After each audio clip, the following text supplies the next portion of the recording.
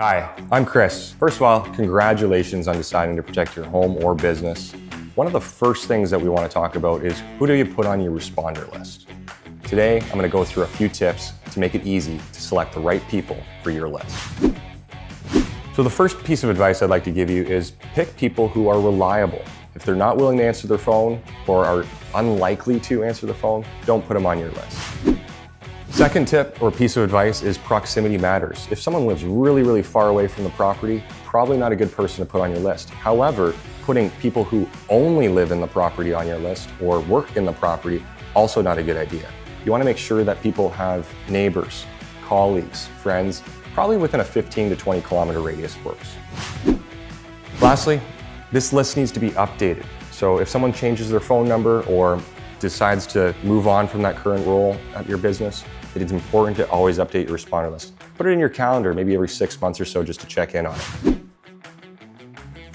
Another great tip is to inform your responders. A lot of people don't let people know they're on their list until they actually get the first call, and they're a little caught off guard. It's always good to inform them. If you want us to inform them, we are happy to do so, and we can provide them some tips and advice on how to respond in the event of an emergency.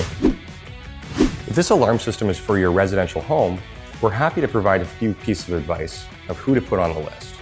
Number one, put the people who live in the home on the list, but more importantly, put people who are outside of the home. So we're looking to immediate neighbors, close family and friends who live maybe within a 5 kilometer radius of the home, and then maybe a coworker, colleagues, maybe within a 5 to 10 kilometer radius. We're aiming for 3 to 5 people to put on the list. If you have more, happy to do so. We can do up to about 8 people on that list.